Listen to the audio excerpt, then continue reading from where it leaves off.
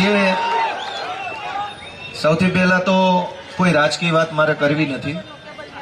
હું તમને બધાને કંઈક બતાવવા માટેની વસ્તુ લઈને આવ્યો છું મારા લેપટોપમાં. એટલે સાંભળો ઘડીક. હવે જે ખુરશીમાં બેઠા છે બધા મિત્રો બેઠા છે, અહીંયા છે, ઊભા એ ઊભા રહો. જે મિત્રો પાછળ ડિસ્પ્લે તરફ જઈ શકે એમ હોય ને શાંતિ ડિસ્પ્લેમાં જાઓ. હું ડિસ્પ્લેમાં તમને ટીપી વિશે કંઈક બતાવવા માંગુ છું. હું લેસન કરીને લઈને આવ્યો છું. તમે નજરે જોશો અને જે સાંભળો, જે ડિસ્પ્લેમાં ન જોઈ શકે એ ફેસબુક લાઈવ આવે છે, ઘરે જઈને મારા પેજ ઉપર જોશો તો બધું જ તમને પાછળથી બતાવી જશે. હું નીચે ઉતરીને ત્યાં ઊભો રહીશ અને ત્યાંથી મારા લેપટોપમાંથી મારે જે બતાવવું છે એવું સીધું ડિસ્પ્લેમાં આવશે અને ફેસબુકની સ્ક્રીન ઉપર અત્યારે આવશે. જેને અહીંયા ઇન્ટરનેટ સપોર્ટ કરતો હોય ફેસબુકમાં જો, બાકીના મિત્રો ડિસ્પ્લે ઉપર જોઈ શકશે. હું નીચે જ આવું છું ને તમને પહેલા અમુક વસ્તુ બતાવું. એ વસ્તુ બતાવી દઉં પછી પાછો સ્ટેજ ઉપર આવીને 4 વાતો હું કહેવાનો છું. એટલે જેને જોવું હોય એ ડિસ્પ્લે પાછળ લાગેલી છે ત્યાં પહોંચે અને ત્યાં ડિસ્પ્લેમાં હમણાં હું ટીપી વિશે તમને થોડીક માહિતી બતાવીશ કે કેવી રીતે આ લોકો કરોડો રૂપિયાના કૌભાંડ કતારગામમાં, વેડમાં, ડભોલીમાં, સિંગણપુરમાં અબજો રૂપિયા કેવી રીતે ખાધા અને કેવી રીતે બધું આખું હીરા પ્લાનિંગ હું લઈને આવ્યો છું. બાકી બધા મિત્રો ભલે શાંતિથી સાંભળજો. હું પાછો સ્ટેજ ઉપર આવું છું. 10 મિનિટમાં હું ડિસ્પ્લે ઉપર બતાવી દઉં અને પાછળથી તમે ફેસબુક ઉપર જોઈ લેજો.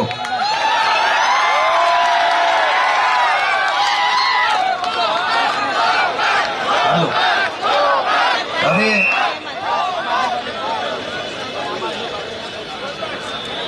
હવે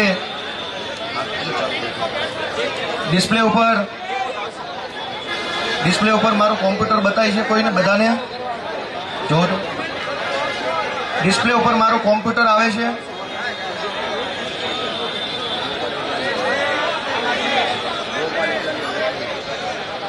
ડિસ્પ્લે ઉપર કન્ટિન્યુ મારું કોમ્પ્યુટર ચાલુ રાખજો. હવે ડિસ્પ્લે ઉપર આ મેં સુરત મ્યુનિસિપલ કોર્પોરેશનની સરકારી વેબસાઇટ ખોલેલી છે અને આ સરકારી વેબસાઇટમાંથી હું તમને હમણાં બતાવું છું કે કેવી રીતે આ ટીપીનું કૌભાંડ થયું. અત્યારે આખા કતારગામની અંદર રિઝર્વેશનના નામે બધી સોસાયટીઓને ડરાવવા દબાવવામાં આવે છે. આ મેં ટીપીનો નકશો ખોલ્યો છે સુરત મહાનગરપાલિકાની વેબસાઇટ ઉપરથી અને આ નકશો ગુજરાતની સરકારે કયા વર્ષમાં ફાઇનલ કર્યો તો એ અહીંયા લખેલું છે. એકવાર બધા સ્ક્રીન ઉપર વાંચી લે. અહીંયા લખેલું છે as sanction by government notification. એટલે ગુજરાતની સરકારે 2004માં નકશો મંજૂર કર્યો હતો ટીપીનો. અને એમાં શું હતું એ હું તમને બતાવું કે આ નકશાની અંદર અહીંયા જીએસસીબી લખેલું છે. જીએસસીબી હાઉસિંગનું અનામત મૂક્યું હતું રિઝર્વેશન. આટલી મોટી વિશાળ જગ્યા છે અને ત્યાર પછી આ 2004માં મંજૂર થઈ ગઈ ટીપી, સરકારમાં વહી ગઈ, સરકારે ઓકે કરી દીધું અને ત્યાર પછી જ્યારે 2022માં ફાઇનલ થયું ત્યારે એ નકશામાં ઈ ટીપી કેવા પ્રકારે આવી એ આપણે જોઈ લઈએ. હવે આ 2022નો નકશો હું તમને બતાવું છું. આ બધું પાછળથી ફેસબુકમાં તમને દેખાશે. અત્યારે દરેક સોસાયટીના લોકોને આ ભાજપવાળા ધમકાવે છે કે તમે અમને મત નહીં દો તો રિઝર્વેશનમાં કરી દઈશું, આમ કરી દઈશું, તેમ કરી દઈશું. હવે આ સૌથી પહેલા આપણે વાંચી લઈએ સરકારે આ કયા વર્ષનું છે અને શું છે.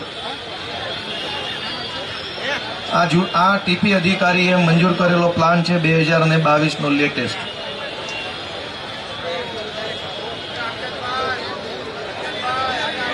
આ જગ્યા જે છે આવડી આ જૂનો નકશો જુઓ. અહીંયા અનામત હતું, રિઝર્વેશન પ્લોટ હતો. આ વિશાળ જગ્યા છે. જીએસસીબી હાઉસિંગ બનાવવાનું રિઝર્વેશન હતું 2004માં ટીપી મંજૂર થઈ ત્યારે અને 2022માં આની અંદર મકાનો બની ગયા. જુઓ અહીં મકાનો બની ગયા સેમ જગ્યા ઉપર. આ કોને પ્લોટ વેચી માર્યો? આ કોના મકાનો બની ગયા? જે ખોખા દેખાય છે આવડા દોરેલા, મારું માઉસ હલાવું ત્યાં, આ બધા મકાનો બની ગયા છે, ફ્લેટ બની ગયા છે. 2004માં સરકારે મંજૂર કર્યું ત્યારે આવી કોરી જગ્યા હતી અને સરકારે નક્કી કર્યું કે હાઉસિંગ બનશે અને 2022 આવતા સુધીમાં જગ્યા ભાજપના માણસોને વેચી નાખીને ભાજપના માણસો અહીંયા બિલ્ડિંગ બનાવી દીધા ચારો તરફ. જોઈ લો આપેલું એની જ જગ્યાનો આકાર જોઈ લો, અડખે પડખેના રોડ જોઈ લો, તમને તરત ખ્યાલ આવશે.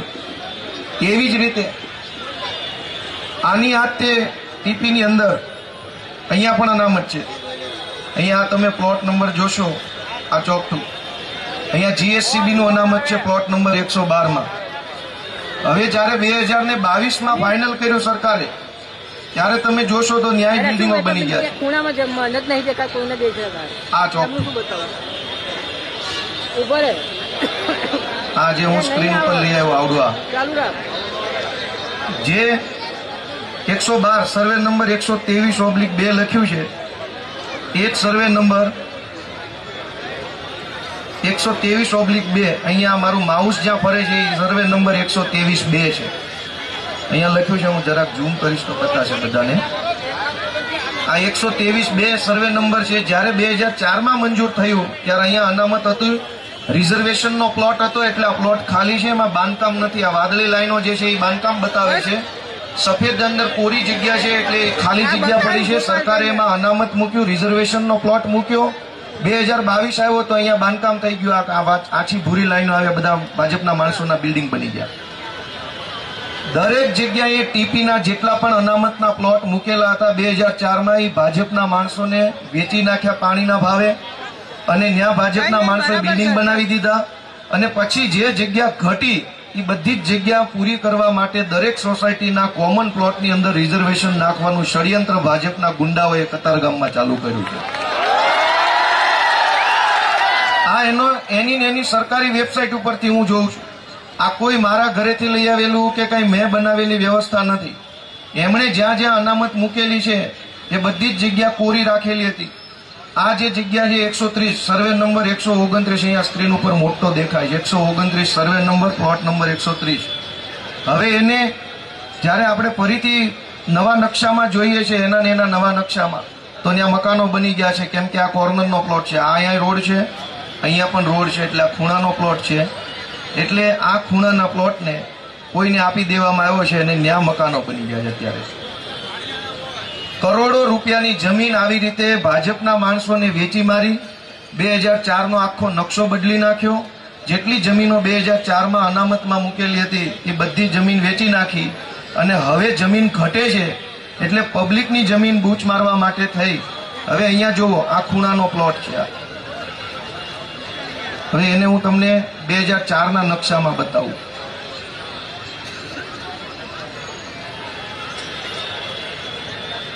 હોમવર્ક તો રાખવું પડે ને આપણે, ત્યાં 8 પાસે.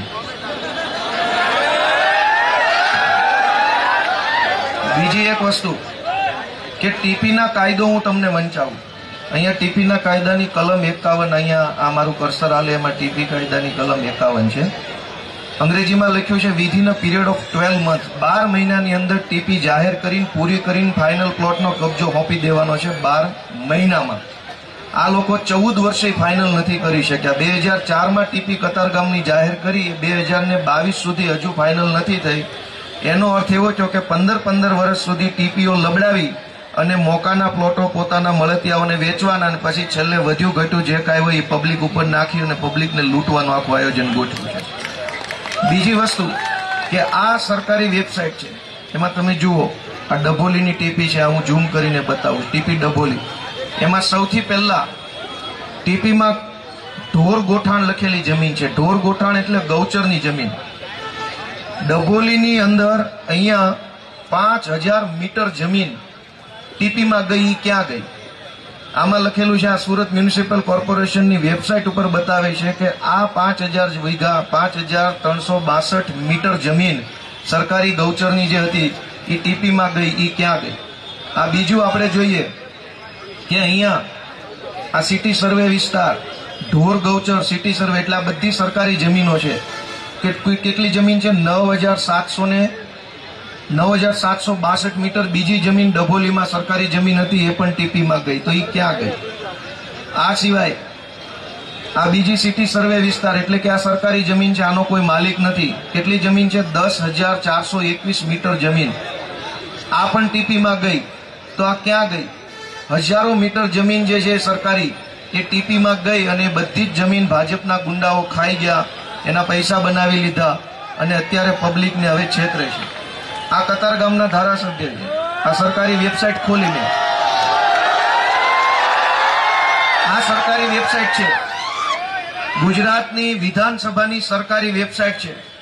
એમાં કતાર ગામના ધારાસભ્યએ શું પ્રશ્નો પૂછ્યા એનું મેનુ અહીંયા આપેલું છે. અહીંયા આ પ્રશ્નો, આ મેં દબાયું, પ્રશ્નો ક્લિક કર્યું, એ કોઈ પ્રશ્ન પૂછ્યો નથી. હવે હું ગોપાલ ઇટાલિયાનું મેનુ ખોલું છું કે ગોપાલભાઈએ આમાં કઈ કલાકારીગરી કરી છે કે નહીં. આ ગોપાલ ઇટાલિયા સરકારી વેબસાઇટ ઉપર મેં ખોલ્યા, એમાં મેં પ્રશ્નોનું બટન દબાવ્યું, જથ્થાબંધ પ્રશ્નો આવ્યા. જો આ બધા પ્રશ્નો આવ્યા અને મેં ગુજરાતની વિધાનસભામાં ટીપીને લગતા જે કાંઈ પ્રશ્ન પૂછ્યા છે, અનેક પ્રશ્નો પૂછ્યા. જે પ્રશ્નો હું તમને બતાવું કે ટીપીને લઈને મુખ્યમંત્રી સાથેથી લઈ વિધાનસભામાં કેટલી ચર્ચાઓ મેં કરી છે, અને પછી હું મંચ ઉપર આવીને આગળની વાત કહીશ. આ ગોપાલભાઈ ઇટાલિયાએ ટીપી વિશે પૂછેલો પ્રશ્ન છે. ટાઉન પ્લાનિંગ સ્કીમ હેઠળ સુધારેલા જમીનના ક્ષેત્રફળનું રેવન્યુ રેકોર્ડ. આ ટીપીનો બીજો પ્રશ્ન છે. જુનાગઢ શહેરમાં મારા મત વિસ્તારમાં આ નવ સુખપુર લખ્યું, એ ટીપી મારા મત વિસ્તારમાં આવે છે, એટલે જુનાગઢની ટીપી વિશે પણ મેં પ્રશ્ન પૂછ્યો છે. હવે આ હું બંધ કરી દઉં છું, ઘણું બતાવવા જેવું છે.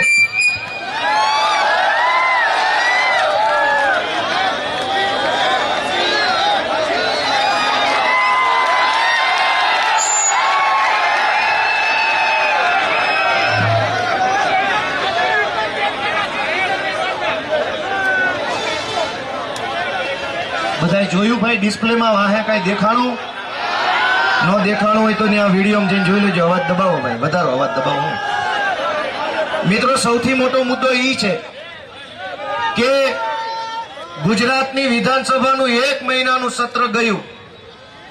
વિધાનસભાની સરકારી વેબસાઇટ ઉપર કતાર ગામના ધારાસભ્યએ એક પણ પ્રશ્ન પૂછ્યો નથી એવો રેકોર્ડ બતાવે છે.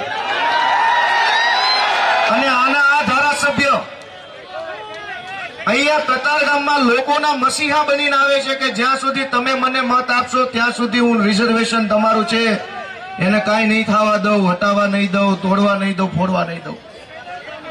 દોસ્તો, ભલે કતાર ગામમાંથી મને આશીર્વાદ ન મળ્યા, પણ કતાર ગામની ટીપી 49, 50, 51 ત્રણેય વિશે મેં વિધાનસભાની અંદર પ્રશ્ન વટથી પૂછેલો છે. કતાર ગામના ધારાસભ્યએ કતાર ગામના રિઝર્વેશન બાબતે ઓન પેપર એક પણ પ્રશ્ન વિધાનસભામાં પૂછ્યો નથી, એક પણ લેટર પેડ લખેલું નથી. મેં લખેલા છે લેટર પેડ, મેં પ્રશ્ન પૂછેલા. દોસ્તો, અહીંયા અત્યારે ચાલુ ચૂંટણી અને દર ચૂંટણી અહીં ધમકાવે છે લોકોને કે તમે ભાજપને મત નહીં આપો તો તમારા સોસાયટીના કોમન પ્લોટ ઉપર જેસીબી ફરી જાય, કબજા લઈ લેશું, તોડફોડ કરશું. દોસ્તો, હું તમને એક વિનંતી કરવા માટે આવ્યો છું કે 30 વર્ષથી બીકમાં આપણા મત લઈ જાય છે. દર ચૂંટણીએ નવી બીક લઈને આવે. મોટા વરાછામાં પાણીના મીટરની બીક બતાવે, અહીંયા ટીપીની બીક બતાવે, વરાછામાં બીજી બીક બતાવે. 30 વર્ષ થઈ ગયા બીક બતાવીને મત લે છે. એક વખત બીક તમે વિસાવદર વાળાની જેમ મૂકી દો ને પછી જોવો મજા આવી. અને આખો ટીપીનો ખેલ શું છે એ સમજો કે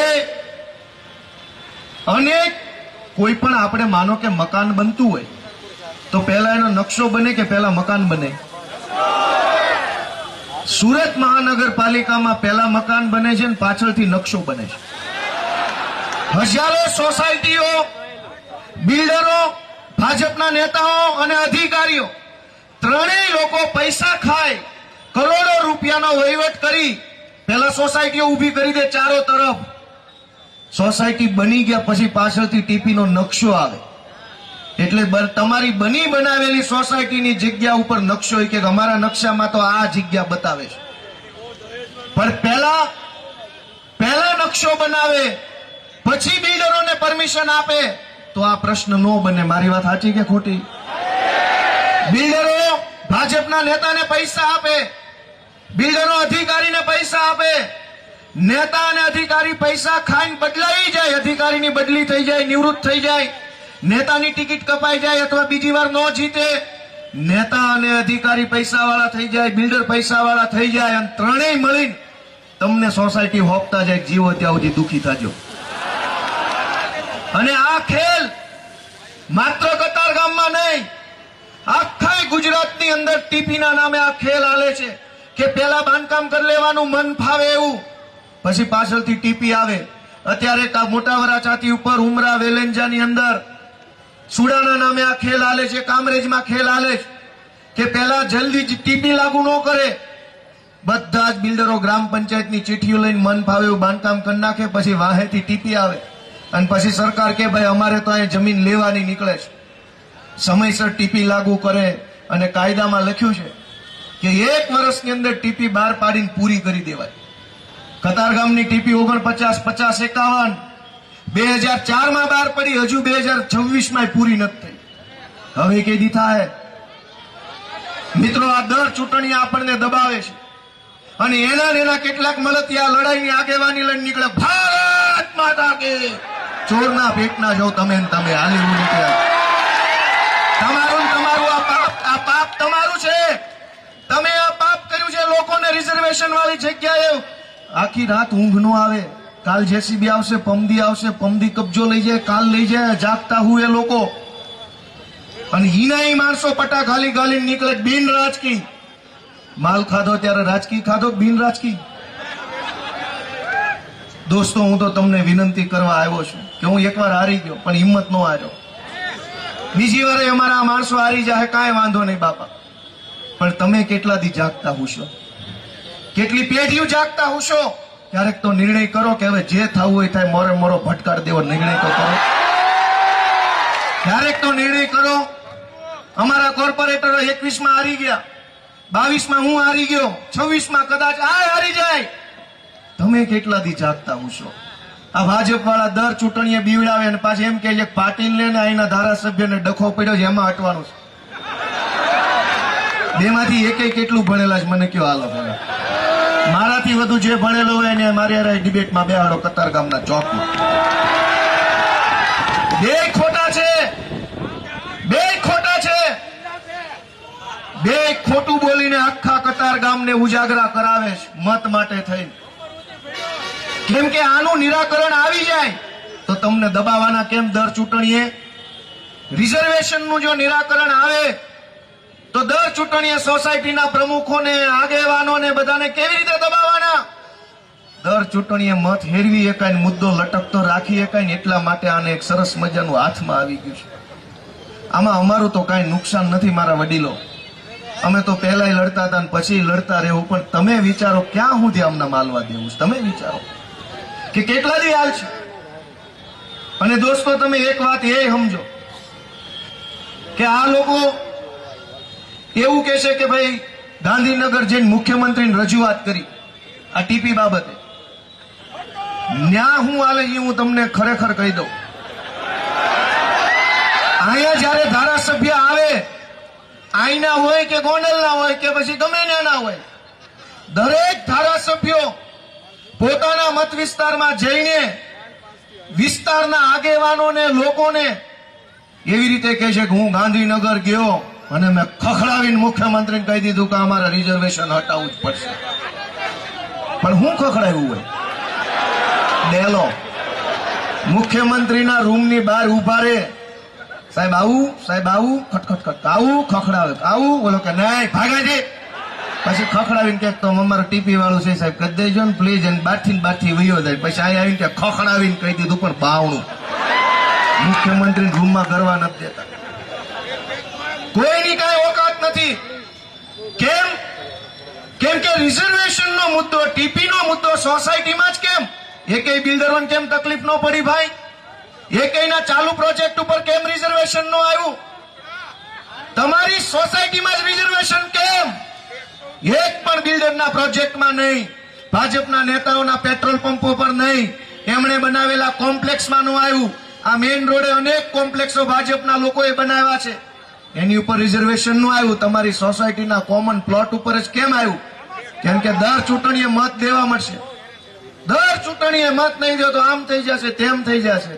એકવાર કઈ કેમ નથી દેતા? જે થવાનું થઈ જાય, આવી જાય, હમો પટકાઈ જવાનું થાય છે. આ વખતે કેમ નથી કહી દેતા? એક વખત વિસાવદરની ચૂંટણીમાં ભાજપ વાળા એમ કહેતા હતા નાના લોકોને કે ગોપાલ ઇટાલિયાને મત આપશો તો આમ નહીં થાય, તેમ નહીં થાય, ઓલું નહીં થાય. એ તો અમારા નાના ખેડૂતોએ કહી દીધું કે જે થવાની છે એ થાય, આવી જ જા તમ તાર દેવાના ગોપાલને. તો શું ખરાબ થઈ ગયું ભાઈ લોકોનું? કોને કોને ગોળીઓ મારી દીધી? ક્યાં સુધી આવું કરશું? તમે જ જરાક વિચારો તો ખરા કે ક્યાં કેટલા દિવસ આવું હાલશે, અને આમાં અમારું શું નુકસાન છે?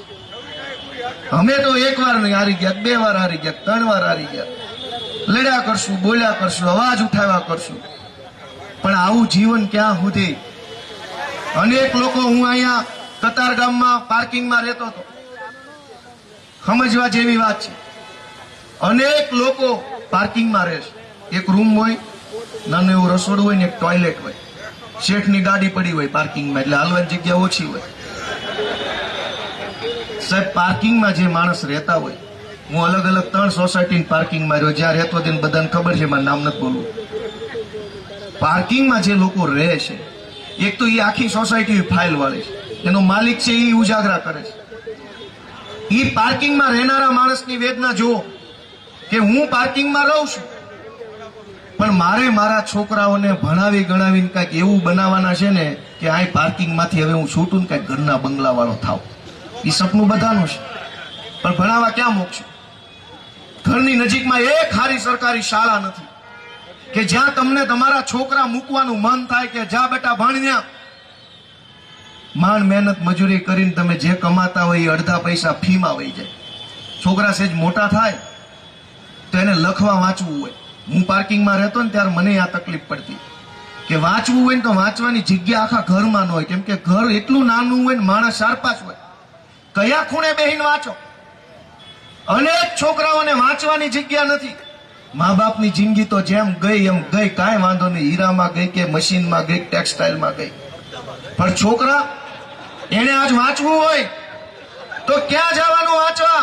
સોસાયટીમાં બીજો નાનો મોટો અવાજ આવતો હોય, ઘરની અંદર નાનો મોટો મમ્મી કે દીકરી કે કઈક બહેનો કામ કરતી હોય, છોકરા રમતા હોય, કોકના ઘરના ટીવીનો અવાજ આવતો હોય, પ્રસંગ હોય તો એમાં ઢોલ નગારા વાગતા હોય, કઈક અમારા જેવાની સભાના માઇક વાગતા હોય. આ બધી પરિસ્થિતિની વચ્ચે જે છોકરાઓ નાના મકાનમાં રહે છે, હાકડા મકાનમાં રહે છે, ગાળામાં રહે છે, પાર્કિંગમાં રહે છે, ઈ છોકરાઓએ JEE-ની, NEET-ની, UPSCની, GPSCની, PSIની, મામલતદારની, કોન્સ્ટેબલની તૈયારી કરવી હોય તો ક્યાં બેસીને વાંચવાનું? પાટીલે અને સંઘવીએ અમને ચેલેન્જ મારી કે તમારી હત્યા વિષય નહીં આવે, જાઓ. ભાઈ પાટીલ સાહેબ, અમે નાના માણસો છે, અમે સામાન્ય માણસો છે, અમે કોઈ રાજકીય ખાનદાનમાંથી નથી આવતા.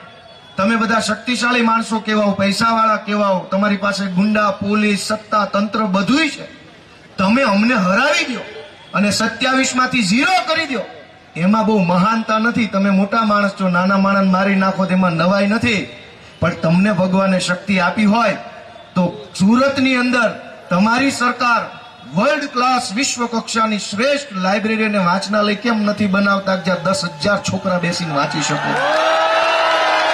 તમારે અમને હરાવી દેવા, પણ તમે જીતો તો અમારો ગરીબ પાર્કિંગમાં રહેતો એક છોકરો શાંતિથી એસીમાં બેસીને ઈ-બુક વાંચી શકે, કોમ્પ્યુટર ઉપર બેસીને મફતમાં લખી વાંચી શકે.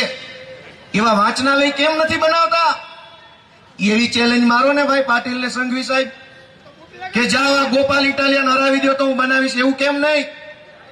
27 સીટોમાંથી તમને 0 કરી દઈશું એવી ચેલેન્જ પાટીલે મારી. ભાઈ, કેન્દ્રમાં સરકાર તમારી, રાજ્યમાં તમારી, મેયર તમારા, એટલા બધા પાણી વાળા હોય તો કરી દો 1 મહિનામાં આખા કતારગામના દસ્તાવેજ. જાઓ, મારો ચેલેન્જ એવી, મારો એવી ચેલેન્જ પાટીલ અને સંઘવી બે કે 1 મહિનામાં દસ્તાવેજ લોકોના હાથમાં આપી જાઓ તો મારા પાણી હોય. મારો એવી ચેલેન્જ. અમને હરાવી દેવાની ચેલેન્જ શું ચેલેન્જ છે? અમે તો નાના માણસો છીએ. મરેલાને મારવાની ચેલેન્જ ચેલેન્જ નો કહેવાય. 30 માર ખા મારો તો માર્યો કહેવાય. અમે નાના માણસ છીએ, અમે નાના માણસ છીએ. અમને હરાવી દો તો કાંઈ વાંધો નહીં. તમારી પાસે ગુંડાની ફોજ, તમારી પાસે પૈસાવાળા માણસો, તમારી પાસે સમાજના કહેવાતા આગેવાનો, તમારી પાસે બધુંય છે, પણ તોય તમે એક હારી નિશાન નથી બનાવી શકતા ને. હું કામ? કેમ કે તમારથી થાય એમ નથી. ભાઈ, તમને કામ ન કરી શકો. કામ તો અમારા આમ આદમી પાર્ટીના કાર્યકર્તા કરે.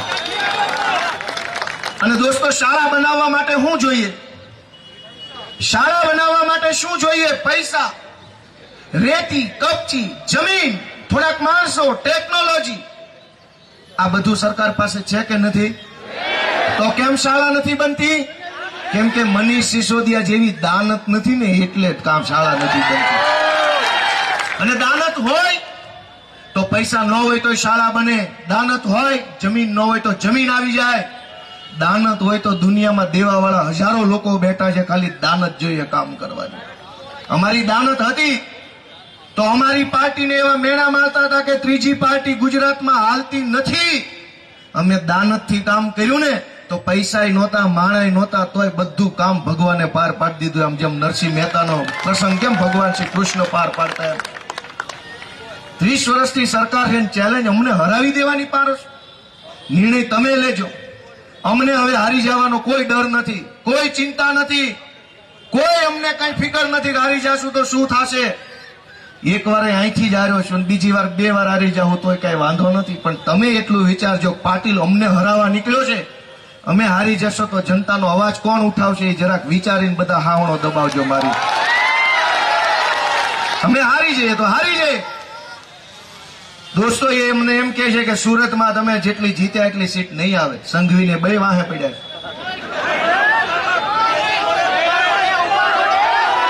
દોસ્તો એ લોકોને મારે એટલું કહેવું છે કે અહીંયા આપણું સુરત એ વિશ્વ કક્ષાના વેપાર સાથે જોડાયેલું સુરત છે. અહીંના હીરા દુનિયાના તમામ દેશોમાં વેચાય છે. હીરાની હારે કામ કરતો વેપારી માણસ પણ દુનિયાના બધા દેશમાં જાય છે. અહીંનું કપડું દુનિયામાં જાય છે, બધા દેશોમાં. અને એ પછી તે આ ઇન્ટરનેશનલ શહેર ગણી શકાય એવું શહેર બને એમ છે. ક્યાંય વિશ્વ કક્ષાની એક પણ સુવિધા આપણા સુરતના કોઈ ખૂણે હોય તો તમે મને કહો. એક પણ રોડ કાંઠ ખૂણે નથી. 2 રોડના ખૂણા હામા મળતા નથી. છેક ગરનાળાથી લઈ અને કામરેજ સુધી જાઓ તો એ સુરતનો સૌથી મેઇન રોડ છે ને, એમાં ક્યાંય 4 રસ્તા પડતા નથી. મગજમાં વિચારો ક્યાંય 4 રસ્તા પડતા હોય તો કેવું પ્લાનિંગ કર્યું એને. આ મેઇન રોડ જોઈ લો કતારગામનો, ક્યાંક હાંકડો, ક્યાંક પોળો, ક્યાંક બહુ પોળો, ક્યાંક હાવ હાંકડો. એ ખરખો રોડ નથી. આનાથી એક કાંઠ ખૂણે રોડ નથી બનતા. અને એમ કે છે કે અમે આખો વિશ્વગુરુ બનાવવા નીકળ્યા. હાલી હું નીકળ્યા, 2 પોટલી પીને ભૂલી જાવ શાંતિ. આરામ કરો, આરામ કરો. એ ભણેલા ગણેલા યુવાનો આવી ગયા છે, દેશને વિશ્વગુરુ બનાવવા નીકળ્યા છે. ગટરના ઢાંકણા રોડનું લેવલ મળતું નથી. આઝાદીના 75 વર્ષે લેવલ તો લઈ આવો પેલા. ક્યાંક ઢાંકણું ઊંચું, ક્યાંક રોડ ઊંચું. 30 વર્ષથી સરકાર છે, હજુ તો ઢાંકણાના રોડનું લેવલ આવ્યું નથી. જવું છે ચંદ્ર ઉપર. કોણ આને કહેશે કે આમ ન હોય? મિત્રો, હું તો તમને બહુ વિનંતી કરું છું કે ક્યાં સુધી તમે અમારી પરીક્ષા લેશો એ તો કયો. અમારી ભૂલ શું છે? અમે શું ખોટું કર્યું છે? શું પાપ કર્યો? શું પૈસા ખાધા? કોનું લઈ લીધું? અમે ક્યાં પાર્ટી બદલી? અમે ક્યાં સમાજ હારે ગદ્દારી કરી? અમે ક્યાં કોઈ પણ પૈસા ખાઈ ગયા? અમારી શું પરીક્ષા બાકી? તમે અમને કહો તો અમે પરીક્ષા આપી દઈએ. પણ એક વખત તમે અમને કતારગામ આખાઈની અંદર હાવણાવાળી કરીને આપો એવી વિનંતી તો કરું. બધાએ નક્કી કરી લ્યો, ભલે ભાજપના કાર્ય કરતા હોય, એકવાર અમને તક આપો. વિસાવદર વાળાએ મને તક આપી તો તમે મને કહો કે મેં શું ખોટું કામ કર્યું. હું ધારાસભ્ય બન્યો અને હમણાં 7-8 મહિના થઈ ગયા. આખા ગુજરાતને જગાડવાનું કામ કર્યું.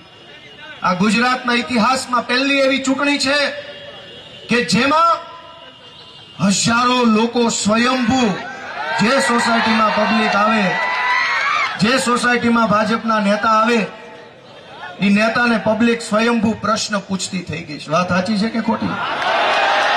વડોદરામાં, અમદાવાદમાં, રાજકોટમાં, સુરતના પેલી બાજુના વિસ્તારમાં બધે જ જનતા સ્વયંભૂ પ્રશ્ન પૂછતી થઈ ગઈ છે કે ક્યાં હતા, શું કરતા હતા. આટલી હિંમત ક્યાંથી આવી લોકોમાં?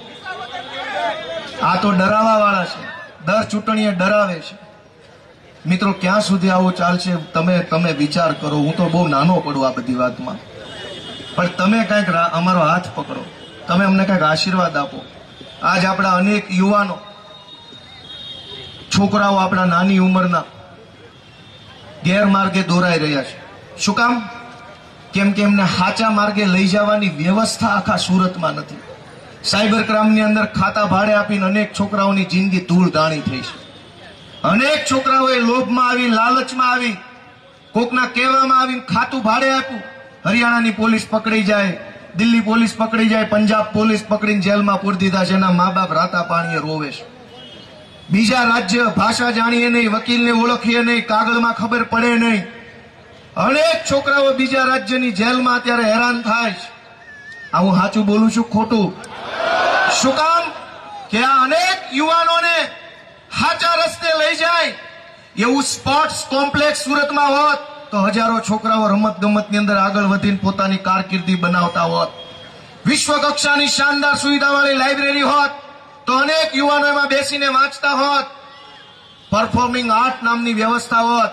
કોઈ છોકરાને ગિટાર વગાડતા આવડે, કોઈને ગાતા આવડે, કોઈને કવિતા લખતા આવડે, કોઈ ફ્લૂટ વાંસળી વગાડે, કોઈ તબલા વગાડે, કોઈ ક્લેપ બોક્સ વગાડે. ઓલા કાફેમાં વગાડે છે ક્લેપ બોક્સ. અનેક છોકરાઓની પાસે ભગવાને અનેક કળા આપેલી છે, પણ એ કળા કોને જઈને બતાવવાની? ક્યાં જઈને એ કળા બતાવવાની? ભાજપના લોકો તો અભણ છે, પણ એને ખબર નથી કે આપણા છોકરાઓમાં ખૂબ ઈશ્વરે શક્તિ મૂકી છે. એને જરાક વ્યવસ્થા આપો ને તો આ છોકરા આખા દેશમાં નામ રોશન કરે એમ છે. આ કાફેની અંદર અનેક દીકરા દીકરીઓ ગાય છે, વગાડે છે, બોલે છે, કવિતા લખે છે. એના માટેની વ્યવસ્થા ક્યાં? પરફોર્મિંગ આર્ટ, એઆઈ આવ્યું, નવી પેઢી જેનજી જનરેશન ઝેડના નવા યુવાનો આવ્યા, એના અલગ લેવલના સપનાઓ છે. એ આ બધી ખચાખચીમાં માનતા નથી. એની દુનિયા આખી અલગ છે. એમ કે છે કોક હારો નેતા મળે ને તો બધાને ભંગારના ભાવે આપી દેવાના થાય. પણ નવી પેઢીના વિચારોને સમજે, નવી પેઢીના યુવાનોની ભાવનાઓને સમજે, નવી પેઢીના યુવાનોના લક્ષ્યને, વિઝનને, સપનાને સમજે એવો નેતા કોણ? પાટીલ. તમારા પરિવારના છોકરાઓ જે 12મું ભણે છે, કોલેજના પહેલા વર્ષમાં છે, બીજા વર્ષમાં છે, એન્જિનિયરિંગમાં છે, મામલતદારની તૈયારી કરે છે, એ નવી પેઢીના યુવાનો એને સમજે એવો નેતા કોણ? સંઘવી, પાટીલ. કોણ એવો નેતા જે તમારા બાળકોના સપનાને સમજે અને તમારા બાળક જેટલી મહેનત કરે એટલી મહેનતી નેતા કરે? નેતા કોણ? દોસ્તો, એકવાર તમે અમને આશીર્વાદ આપો. હું તો તમારી બધી જ્ઞાતિના લોકોને મારી વિનંતી છે, બધી જ જ્ઞાતિના લોકોને, તમારા દીકરા ગોપાલભાઈ ઇટાલિયાની 2 હાથ જોડીને વિનંતી છે, ભાઈ સાહેબ, બાપા, વડીલો, માવતા, તમને પગે લાગુ, પણ આ વખતે ભૂલ ન કરતા, મહેરબાની કરજો. અનેક છોકરાઓ દારૂ અને ડ્રગ્સના રવાડે ચડાવ્યા છે આ ભાજપ વાળાએ. બેફામ ડ્રગ્સ મળે છે સુરતમાં, અને સંઘવી એમ કે છે કે કોઈ ચમરબંધી છોડવામાં નહીં આવે, બધાને ભાજપમાં લઈ લેવામાં આવશે. બહાર નો રહેવો જોઈએ. જે કઈ કાંડ કરવો હોય ભાજપમાં રહીને કરો. મિત્રો, 2 મિનિટ શાંતિ રાખો. દોસ્તો, કે કેટલી પીડાઓ આપણે ભોગવવી પડે છે. મને કતારગામનો એક કિસ્સો યાદ છે કે એટલે સાંભળો એ મારા વાલીડાઓ, કતારગામમાં હું જયારે અહીંયા રહેતો હતો, કતારગામમાં આંબા તલાવડી વિસ્તારમાં, ત્યારે એક બેનનો મારામાં ફોન આવેલો. મારી ભાઈનું નામ, સરનામું બધું છે, આપણે જાહેર નથી કરવું, સોસાયટી વાળા કન્ફર્મ કરશે, કે એમણે આરટીઈમાં એડમિશન લીધું તેમના છોકરાનું, અને સિટીની બહાર ડુમસ રોડ, પેલું ડુમસ નહીં, પેલું હજીરા રોડ, દાંડી રોડ, હા દાંડી રોડ, રજનીભાઈ ભેગા હતા મારી, દાંડી રોડ ઉપર આવેલી એક હાઈફાઈ સ્કૂલની અંદર એના છોકરાને એડમિશન મળ્યું આરટીઈમાં. હવે એ બહુ મોટા નેતાની સ્કૂલ છે.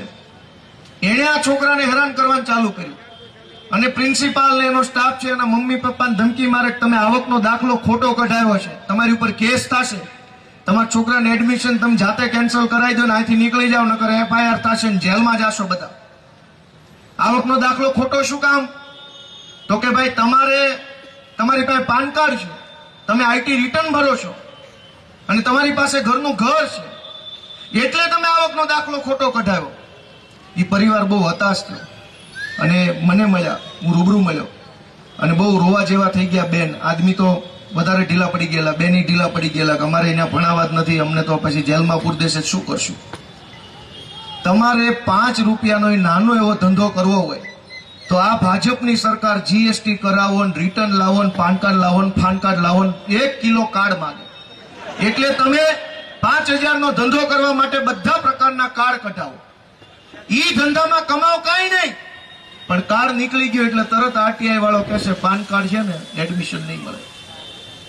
તો ટેક્સ લેતી વખતે એવું કેમ નથી કહેતા, મ્યુનિસિપલ વેરો લેતી વખતે કે જેના છોકરા સરકારી સ્કૂલમાં એડમિશન મળશે એટલા પાસેથી વેરો લેવો છે, બાકીના લોકો પાસે વેરો નથી લેવાનો? કેમ નથી કહેતા? વેરો બધા પાસેથી લઈ લેવાનો.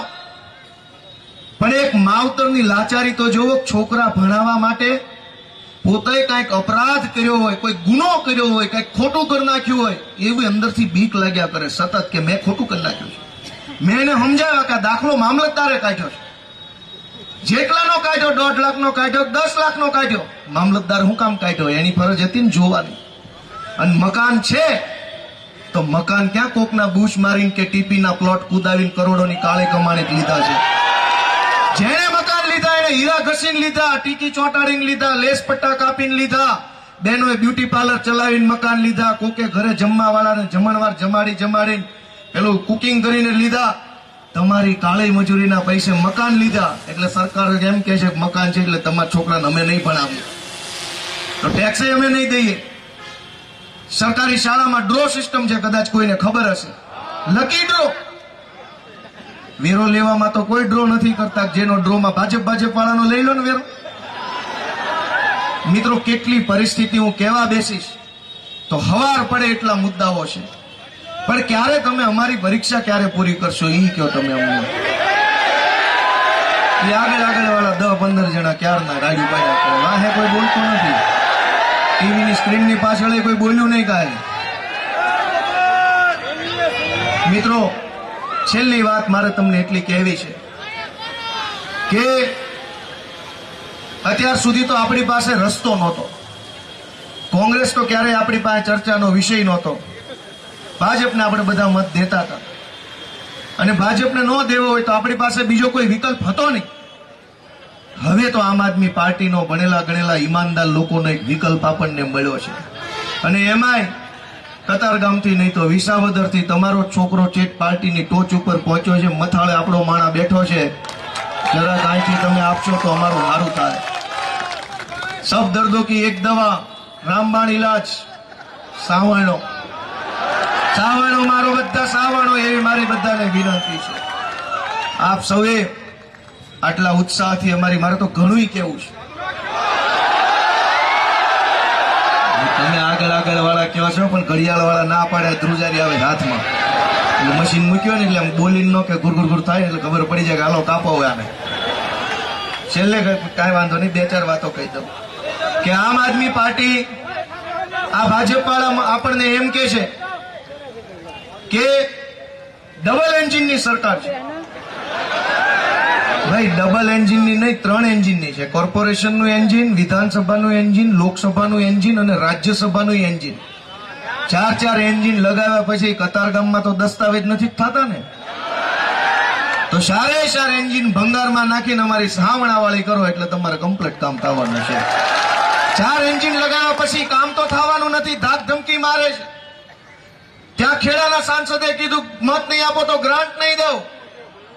આવડો અહીંયા ટીપીની ધમકી મારે, ઓલો બીજી ધમકી મારે, 4 બાજુ ધમકા ધમકી ચાલુ થઈ. એટલે આ હું સમજેશ લોકશાહીને. અને એટલે મારે હવે ટૂંકી વિનંતી કરી દેવી છે, ઘણો સમય થઈ ગયો છે, મારે બીજે કાર્યક્રમમાં જવું છે. પણ હું આ વખતે એવી બધાય સમાજ પાસે આશા રાખું છું કે ભાઈ સાહેબ, બાપા વાદ વિવાદમાં ન પડતા ક્યાંય. આ જ્ઞાતિનો ઉમેદવાર છે ને, આઈનો છે ને, ઓલો છે ને, આવો છે ને, તેવો છે ને, અમારા હગા ઉભા છે. એ 30 વર્ષથી બધું કરી લીધું ને. 30 વર્ષ સુધી આપણી જ્ઞાતિના ને, આપણા ગામના ને, આપણા તાલુકા વાળા ને, આપણા હગાને મત આપ્યો. એ પછી ત્યાં કતારગામમાં બાઇકના પાર્કિંગ નથી, ઉઠાવી જાય છે ને ગોતાલાવાડીમાં જ ગમે નથી. આપણી જ્ઞાતિ વાળાને મત આપ્યા, બાઇક ઉછેના લઈ જાય.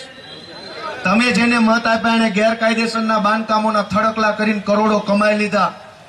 તમે મહેનત મજૂરી કરીને 70,000નું બાઇક લાવત મૂકવાની જગ્યા નો રહેવા દીધી. આપણી જ્ઞાતિના આ કર્યું. બધાએ પોતપોતાની જ્ઞાતિના લોકોને મત આપીને જોઈ લીધું. પછી શાળા નથી, પછી દવાખાના નથી, પછી પાર્કિંગ નથી, પછી ટ્રાફિક જામ છે, પછી ક્યાંય સાફ સફાઈ નથી. એક વખત બધાએ મળીને અમારા હાવણા જ્ઞાતિને મત આપી દો ને તો અમે તે કઈક ગંદકી સાફ કરવામાં લાગી જાય. મિત્રો, આપ સૌનો હૃદયપૂર્વક ખૂબ ખૂબ આભાર વ્યક્ત કરું છું. ભારત માતા કી! ભારત માતા કી! જય જવાન! 2 મિનિટ અમુક સામાજિક આગેવાનો આપણી વચ્ચે ઉપસ્થિત છે જે સ્મૃતિ ભેટ આપણા ત્રણેય આમંત્રિત મહેમાનો આપવા માંગે છે. ફટાફટ જે લોકોના નામ લઉં એ લોકો આવશે. સૌજીભાઈ કાકડિયા મનીષ સિસોદિયાજીનું સન્માન કરશે સ્મૃતિ ભેટ આપીને. જોરદાર તાળીઓથી આપણે આ ક્ષણને વધારીશું. પ્રજાપતિ સમાજ સુરત વિભાગીય મંત્રી રાજેશભાઈ તરસરિયા ગોપાલભાઈ ઇટાલિયાને સ્મૃતિ ભેટ આપીને એમનું સન્માન કરશે. હિતેશભાઈ પાટીલ મનોજભાઈ સુરટિયાનો સ્મૃતિ ભેટ આપી અને એમનું સન્માન કરશે. આજની સભાનું યોગેશભાઈ જાદવાણીને વિનંતી કરીશ કે આગામી આપણને માહિતી આપશે અને આ સભાનું અભિવાદન કરશે. યોગેશભાઈ જાદવાણી ઝડપથી આવશે. બોલો ભારત માતા કી! દોસ્તો, આપ સૌને મારે અંતમાં એટલું કહેવું છે કે આવતીકાલે 4 વાગે માનનીય ગોપાલભાઈ ઇટાલિયાની ઉપસ્થિતિમાં કતાર ગામની અંદર ઐતિહાસિક રોડ શો યોજાવા જઈ રહ્યો છે અને આ રોડ શોની